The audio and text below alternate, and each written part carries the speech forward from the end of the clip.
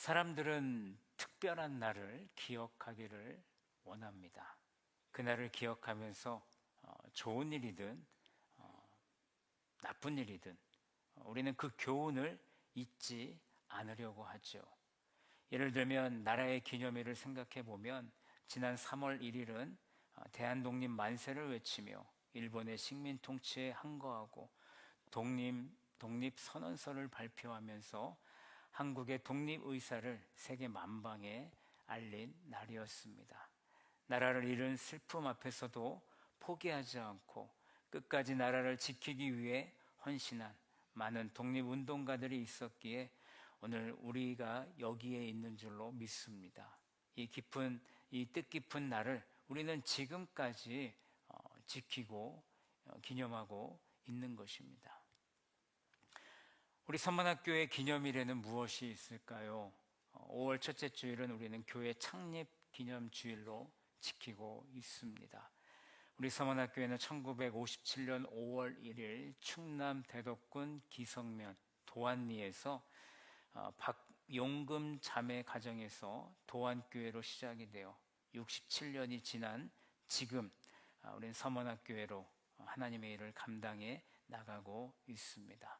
지금뿐만 아니라 앞으로도 우리 서원학교회는 계속 하나님의 일을 감당해 나갈 줄로 믿습니다. 기독교의 가장 큰 기념일은 부활절입니다. 부활절은 예수 그리스도께서 죽음을 이기고 무덤에서 살아나신 날입니다.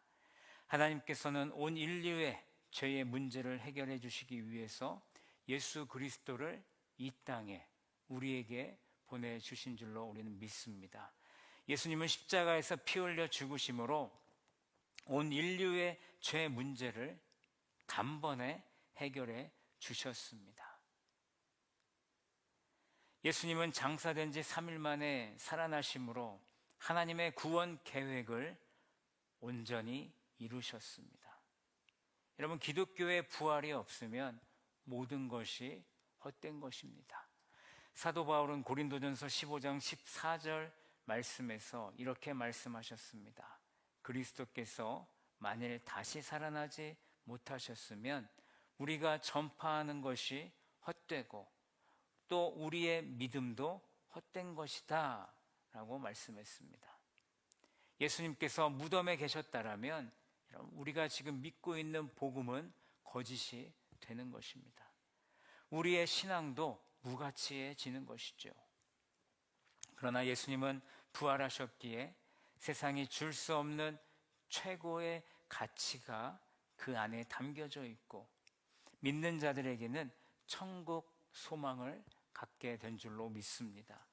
또한 부활절에 의미가 있는 것은 예수님의 부활로 말미암아 오늘 우리가 이 지키는 주일을 우리가 지키게 되었다라는 것이죠. 오늘 본문 1절에 안식일이 지남에 또 2절에 보시면 안식 후 첫날이라는 표현을 쓰고 있습니다. 우리가 다들 알고 계시듯이 안식일은 토요일입니다. 안식일이 지났다라는 것은 토요일이 지났다는 것이고 안식 후 첫날은 토요일 다음 날을 말하는 것입니다. 여러분, 그날이 언제입니까? 오늘날로 하면 우리는 일요일이라고 보통 우리가 부르게 되죠. 하지만 교회는 일요일을 일요일이라고 하지 않고 주님의 날, 주일이라고 우리는 말하는 것입니다. 주님의 날은 예수님이 부활하신 날입니다. 이렇게 예수님은 안식 후 첫날 부활하셨습니다. 초대교회 성도들은요, 안식일을 거룩히 지켰지만 예수님께서 부활하신 이후에는 안식 후 첫날, 곧 주님의 날에 모여서 예배하고 떡을 떼며 서로 교제하는 믿음의 공동체를 세워 나갔습니다. 매주 서머나 공동체 지체들도 이 자리에 모이고 특별히 오늘 부활절로 모인 이유는 예수 그리스도의 부활을 복된 날로 여기고 기념하며 우리를 사랑하셔서 예수님을 보내주시고 죄에서 구원해 주신 하나님을 예배하기 위해 우리가 이 자리에 함께 모인 줄로 믿습니다. 오늘 이 날이 안식 후 첫날인 것입니다. 저는 안식 후 첫날에 일어난 일들을 살펴보면서 부활절과 주일을 맞이하는 우리 성도들의 자세에 대해서 함께 나누기를 원합니다.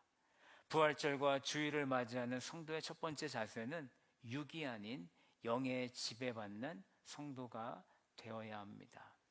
오늘 1절과 2절 말씀을 보시면 앞에서도 말씀드렸지만 안식 후 첫날 아침에 일찍 해가 뜨자마자 오늘 여인들이 등장을 하죠. 막달라 마리아와 야고보의 어머니 마리아, 그리고 살로메가 예수님의 시신에 향품을 바르기 위해 예수님의 시신이 있는 돌무덤으로 그들이 향하고 있었습니다.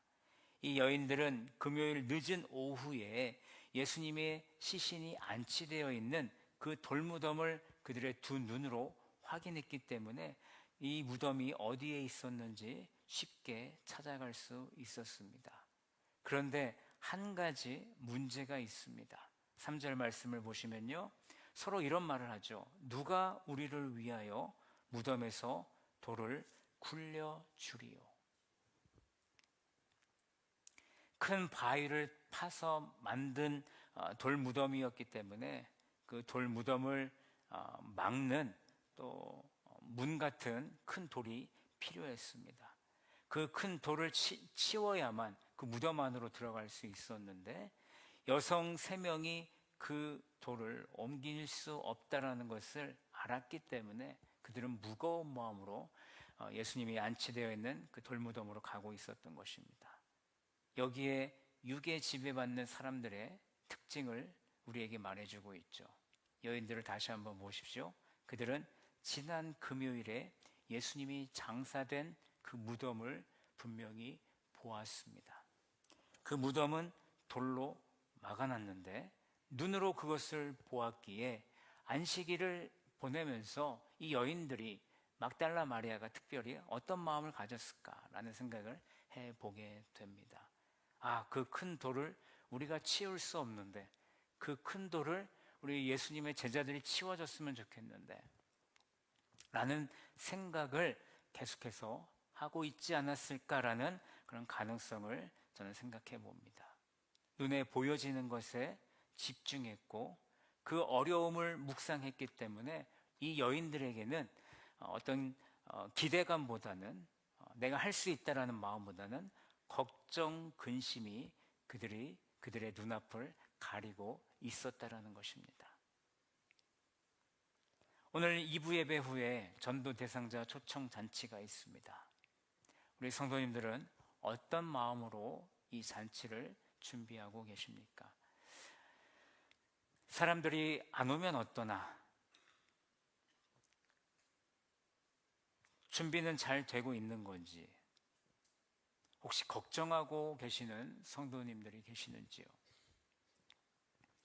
우리가 눈에 보여지는 것에 집중해서 우리가 걱정하는 것은 아닌지 우리는 우리의 지금 마음을 돌아봤으면 좋겠습니다. 전도 대상자가 여러분 많이 오면 당연히 좋고요. 적게 와도 좋습니다.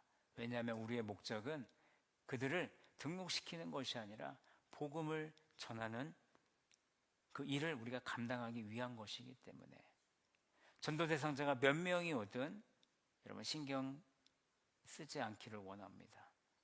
많이 오시면 많은 대로 우리가 그들을 섬기면 되는 것이고 적으면 적은 대로 우리가 그들을 섬기면 되는 것입니다. 우리는 준비한 것 진행하고 예수가 우리의 구원자이심을 그들에게 선포하면 우리는 그것으로 만족하게 되는 것입니다. 우리의 걱정이 성령의 일을 맡고 있는 것은 아닌지 우리의 이 신앙을 돌아보는 그런 삶이 오늘 부활절이 되기를 간절히 원합니다. 걱정은요, 육의 걱정은 오히려 영의 일을 방해할 수 있다는 것을 우리는 잊지 않았으면 좋겠습니다. 한 걱정을 안고 가는 이 여인들이 무덤에 도착해 보니까 무덤을 막고 있던 큰 돌은 이미 굴려져 있었습니다. 이 말은 무덤이 열려 있다는 것이고 요한복음에는 마리아가 이 무덤 밖에서 이 큰 돌이 굴려져 있는 것을 보고 무덤 밖에서 울면서 몸을 구부려 무덤 안을 들여다보는 장면이 병행구절에 나옵니다. 그런데 그 안에 깜짝 놀랄 만한 일이 생겼습니다. 오늘 5절 말씀해 보십시오. 흰 옷을 입은 한 청년이 우편에 앉아 있는 것을 보게 됩니다. 흰 옷을 입었다라는 것은 그냥 뭐 일반인이 아닌 것 같아요. 그죠? 천사를 의미하는 거겠죠. 이 천사 청년이 여자들에게 부활하신 예수를 증거하고 있습니다. 지금 이 일은 영적인 세계와 육적인 세계가 만나는 그런 장면을 우리에게 보여주고 있는 것이죠. 6절과 7절 말씀을 우리가 같이 한번 다시 읽어보도록 하겠습니다. 6절과 7절을 다시 읽습니다. 시작. 청년이 이르되 놀라지 말라. 너희가 십자가에 못 박히신 나사렛 예수를 찾는구나. 살아나셨고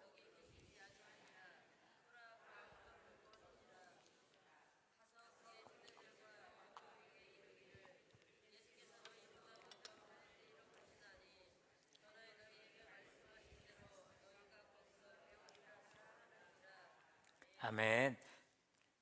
지금 천사 청년은 예수님이 부활하셨음을 선포합니다. 그가 살아나셨고 여기 계시지 아니하니라. 보라, 그를 두었던 곳이라 하면서 예수님이 누웠던 곳을 보여주고 있습니다.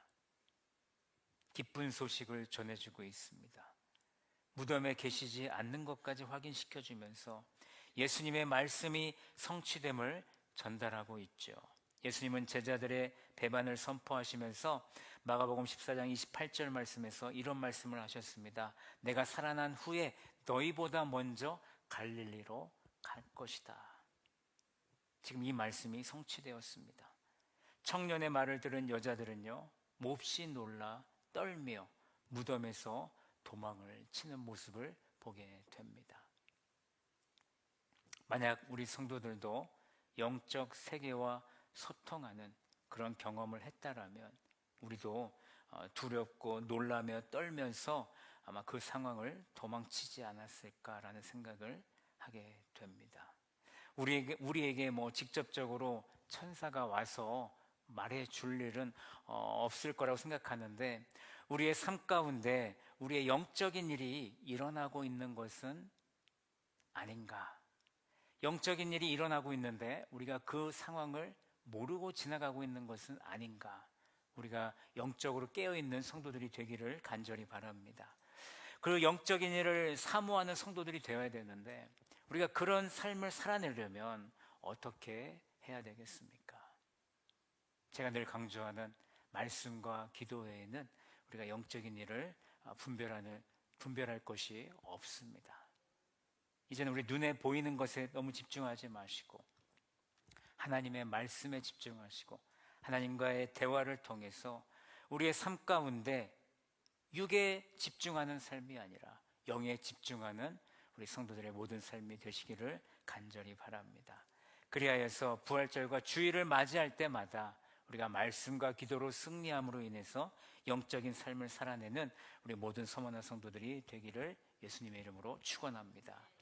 부활절과 주일을 맞이하는 우리 성도의 두 번째 자세는 예수님의 부활 소식을 전하는 성도가 되어야 합니다. 오늘 9절에 보시면 부활하신 예수님은 그 여인들 중에 막달라 마리아에게 보이셨다라고 말씀합니다. 오늘 9절 말씀에는 짧게 말씀이 나와 있지만 다른 복음서들을 보시게 되면 길게 나와 있습니다. 그것을 참고하시면 되고요. 마리아는 그 예수님을 만나고 어떻게 했습니까? 곧장 달려가서 예수님의 죽음을 슬퍼하고 있는 제자들에게 예수님의 부활 소식을 전했다라고 오늘 말씀해 주고 있습니다. 성도들이 부활 소식을 전할 때 부활 소식을 듣는 모든 사람들이 믿을 거라는 확신을 갖지 않기를 원합니다. 그렇기에 우리는 낙심하지 말아야 하는 것입니다. 여러분, 마리아의 좋은 소식을, 마리아는 정말 기쁜 소식을 제자들에게 증거했습니다. 그 좋은 소식을 들은 제자들을 보세요. 그들이 어떻게 반응하고 있습니까? 11절 말씀을 보실까요? 11절 다 같이 읽겠습니다. 시작. 그들은 예수께서 살아나셨다는 것과 마리아에게 보이셨다는 것을 듣고도 믿지 아니하니라. 지금 제자들의 믿음 없는 모습을 우리가 보게 되죠.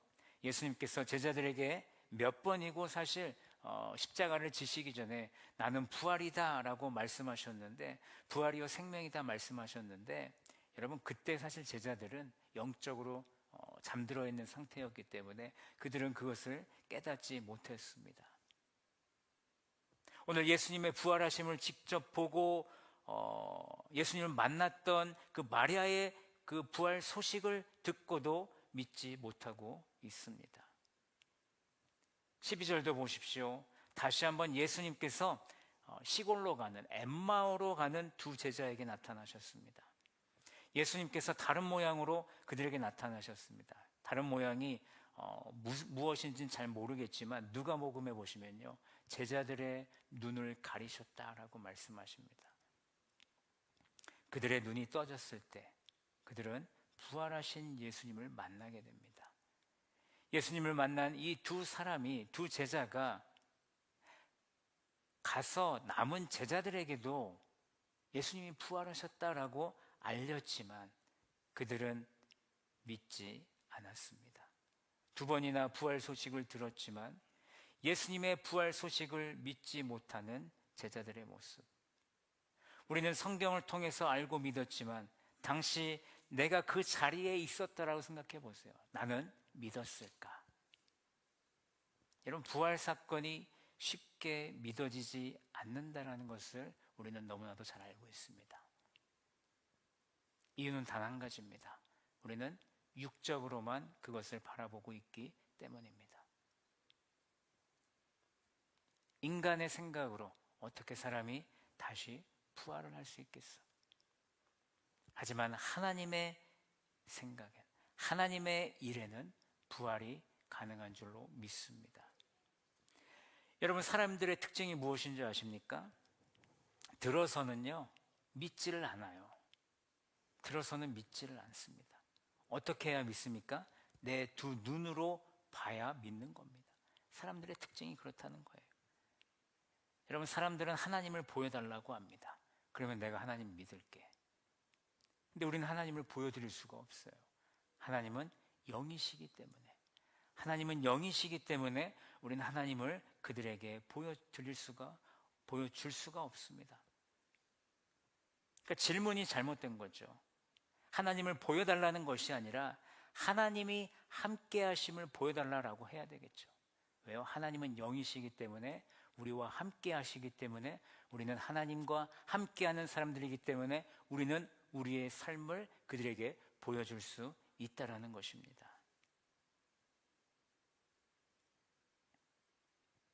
우리 성도들은 하나님이 함께 하심을 무엇으로 보여주시겠습니까? 제가 조금 전에 말씀드렸던 것처럼 저의 답은요, 예수 믿고 변화된 나를 보여주면 된다라고 저는 믿습니다. 갑자기 부담이 되는 거죠. 예수 믿는 자로서 우리가 함부로 이전 사람들처럼 살아갈 수가 없습니다. 우리는 새로운 피조물이 되었기 때문에, 새로운 삶을 살아내야 되기 때문에 우리는 이전의 삶을 돌아갈 수 없는 것입니다. 세상을 본받지 않고 예수를 본받는 삶, 하나님의 뜻을 구별하는 삶을 산다라면 그 모습을 우리 가족들과 친구들이 바라볼 때, 나의 이웃들이 바라볼 때, 예수 믿는 사람은 뭔가 다르구나. 예수 믿더니 저 사람이 변했네. 좋게 변해야죠. 달라졌어.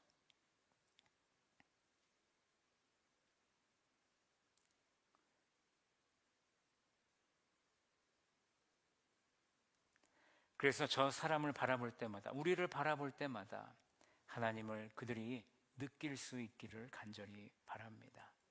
사실 교회에 오시면, 교회로 초청하면 하나님이 함께 하심을 볼 수가 있는데 세상 사람들은 그것을 매우 부담스러워합니다. 제가 지난번에도 말씀드렸던 것 같은데 재밌는 것은 하나님도 영이시지만 귀신도 영 아닙니까? 여러분, 귀신은 있다고 믿는데요, 귀신은 믿으면서 하나님을 믿지 않는, 그것이 너무나 안타까운 거죠. 사람들이 악한 영에 속하기가 쉽습니다. 또 누군가는 돈을 좋아해서 돈의 영을 품고, 명예를 좋아해서 명예의 영을 품고, 자신이 좋아하는 것을 바라보며 온 생각과 마음과 뜻을 거기에 쏟아부으면 내가 좋아하는 것에 영을 우리가 품게 되는 것이죠. 여러분, 믿음은 무엇입니까? 보지 않고 믿는 것이 진짜 믿음인 줄로 믿습니다. 히브리서 11장 1절 말씀에 믿음은 바라는 것들의 실상이요 보이지 않는 것들의 증거라고 우리에게 말씀하셨습니다. 이제 예수님이 도저히 안 되겠는지 직접 음식을 먹는 11 제자에게 나타나셨습니다. 그리고요, 그들을 꾸짖으셨어요.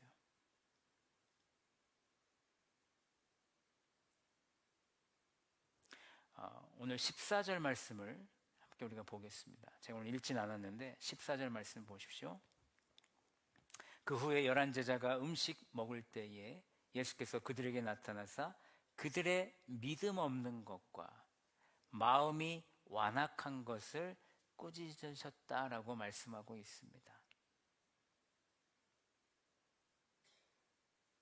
왜냐하면 예수님께서 살아난 것을 본 자들이 예수님이 살아나셨다라고 분명히 선포했음에도 불구하고 그들은 믿지 않았기 때문이죠. 예수님은 제자들에게 두 가지를 책망하셨죠. 첫 번째, 그들의 믿음 없음을 책망하셨습니다. 두 번째는 그들의 완악한 마음을 책망하셨습니다.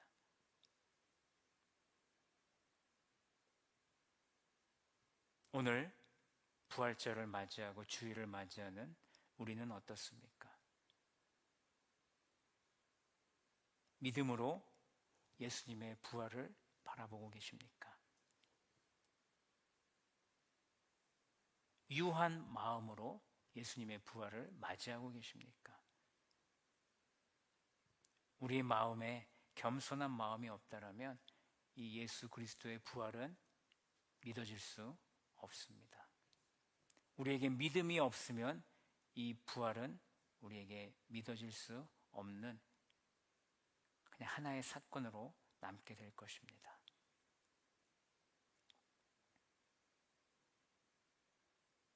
오늘 예수님을 만난 마리아와 또 두 제자는 다른 제자들에게 예수님께서 부활하셨습니다 라고 그들은 선포했습니다.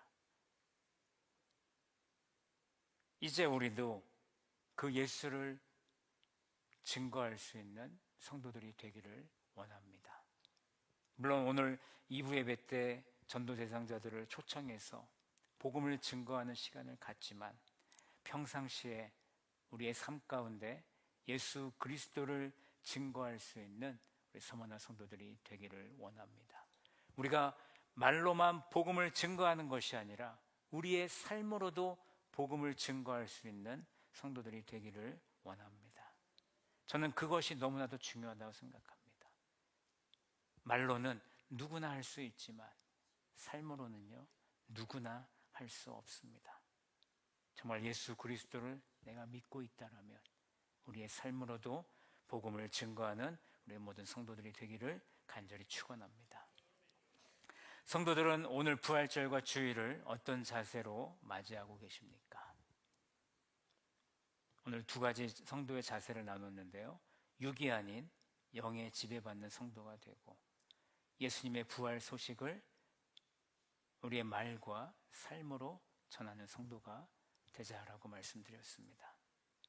안식 후 첫날을 맞이하는 우리 서머나 모든 성도들의 삶에 하나님의 사랑과 은혜가 더욱 넘치기를 간절히 바라면서 부활하신 예수 그리스도를 기념하고 그분이 우리의 구원자요 나의 주인이심을 믿으시고 그분과 함께하는 삶을 살아나갈 때 우리의 삶 가운데 은혜가 더욱 넘치기를 원합니다.